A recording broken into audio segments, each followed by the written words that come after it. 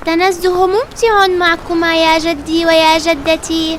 نعم، لديكما ذكريات في أماكن متعددة وكثير من الحكايات. وجدتكما بارعة في حكاياتها.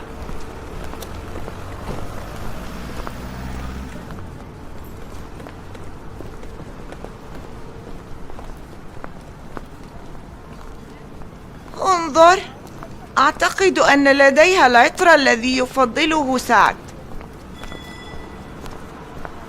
السلام عليكم ورحمة الله.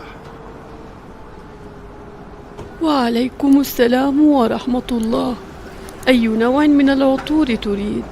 هذا من فضلك. ولكنني لم أرى أبي يستخدم هذا العطر من قبل. سنخبرك فيما بعد.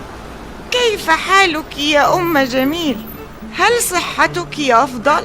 الحمد لله، أتابع مع الطبيب من وقت لآخر. شكرا جزيلا، تفضلي. ولكن هذا المبلغ كبير أعلم. شكرا لك، أطال الله في عمرك وبارك في صحتك.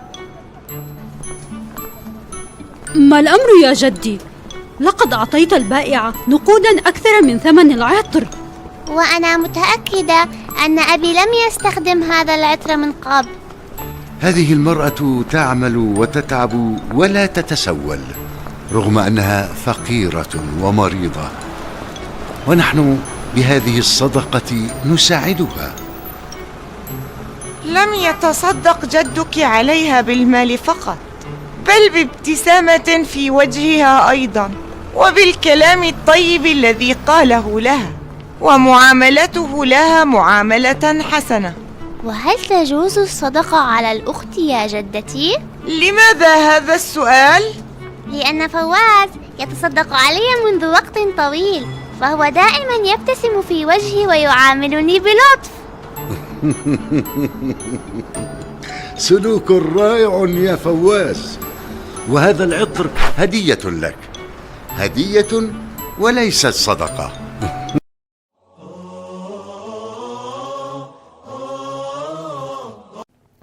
يقول النبي صلى الله عليه وسلم: فاتقوا النار ولو بشق تمرة. لأن الإنسان إذا جاء في ذلك اليوم ينظر أمامه لا يرى إلا ما قدم، ما في بس ما قدم أبدا، وينظر إلى النار تلقاء وجهه.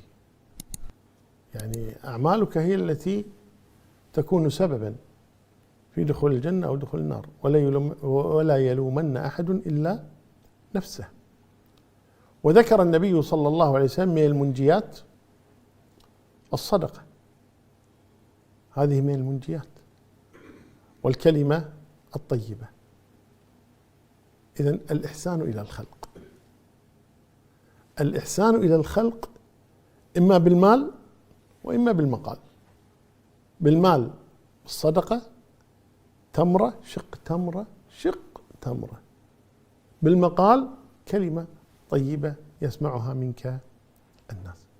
فلا تحقرن من المعروف شيئا ولو كان صغيرا في نظرك، لكنه عند الله عظيم. وإن الرجل يتصدق بالصدقة من كسب طيب فيربيها، فيقبلها الله بيمينه فيربيها له كما يربي أحدكم فلوة، حتى يأتي يوم القيامة فإذا هي مثل جبل أحد. لا تستصغر الصدقة مهما كانت قليلة، فهي عند الله عظيمة سبحانه وتعالى. فأحسن إلى الناس بالمال وأحسن إلى الناس في المقال، ولا يقولن أحد لا أملك. شق تمرة كل يملك. كم تساوي شق التمرة؟ نصف تمرة كم تساوي؟ فتصدقوا بقدر ما يعني تريدون. أهم شيء أن تكون من كسب طيب، لأن الله جل وعلا طيب ولا يقبل إلا طيبا سبحانه وتعالى.